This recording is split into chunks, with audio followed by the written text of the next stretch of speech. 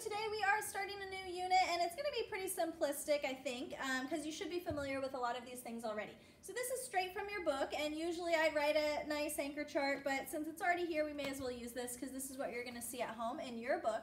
I've already put what page and everything down at the bottom in the instructions, so you should be able to go ahead and copy this down, no problem. I just wanted to go over it with you, and it's easier if I do it this way.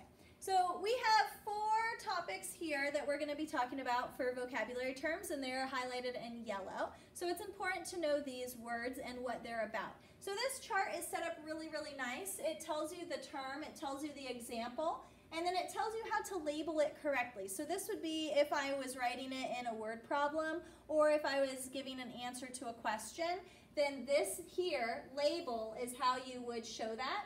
And then this tells what you would say. So if you were in class and you were going to verbalize to me what your answer was, then you would say what this column says. So we're going to go through each of these.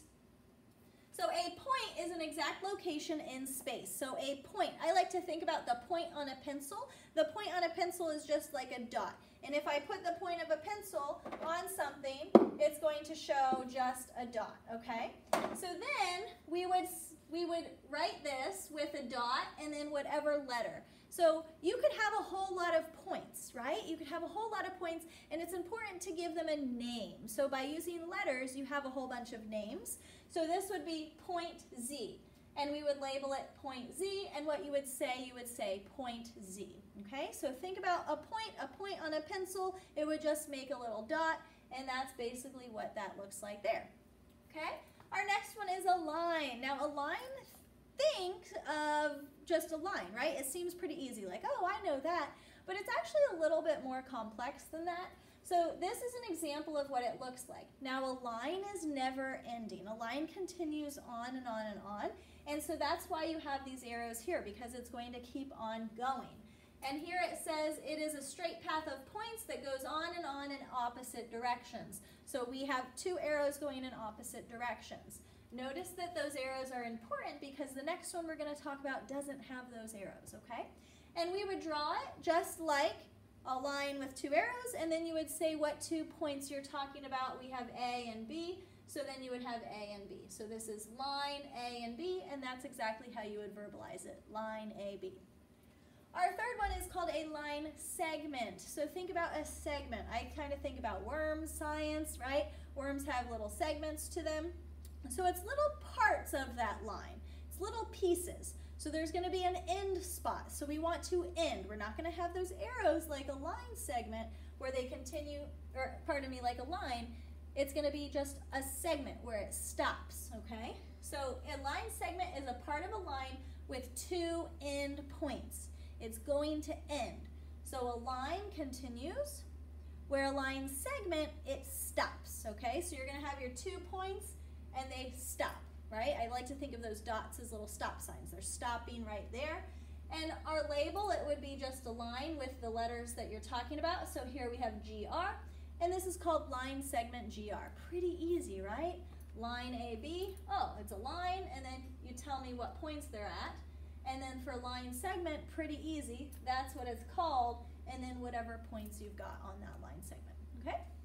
Our very last one is a ray. I like to think about a ray of sunshine. If I'm going to draw a picture of a sun, okay, you usually draw a picture of a sun with rays coming off, right? And those rays don't stop. They continue to shine down, right? So I like to think about a ray as here's the sun, and then that sun will continue to shine.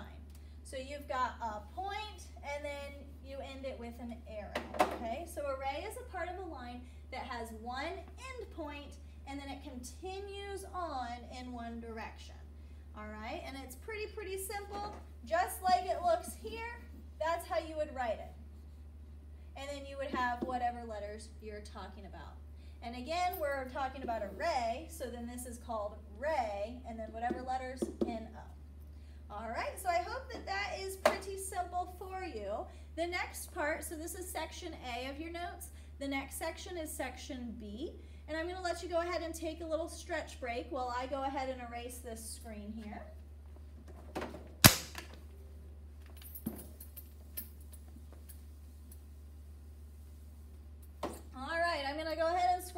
If you need more of a stretch break after that, then just pause me. Okay, so now we're talking about angles, and you should know this. We talked about this before Terra Nova. I'm sure you've talked about this in other grade levels as well, so I'm just going to quickly run through it with you. So we have a right angle. We stood up in class and we did this. I made you make right angles with your body. So a right angle is a perfect L, and then you can put a box in there just like they have right here. They've got their box, so it's a perfect box. It makes a square corner. Now it's important that you know how to name these angles. That's really what our focus is. I know you already know the yellow highlighted part, but now it's by looking at this, what would the name be called? So this angle would be called ABC because it's made up of those points. So we have point A, point B, and point C. Now it's very important. I like to think about going on a walk. It doesn't really matter where you start. You could start at C, and then you would get to B, and then you would get to A. So you could have angle CBA, or if you went on a walk, I'm going to change my color here, so look at the green. You could start at A, so this is angle A. You would then get to B, and then you would get to C.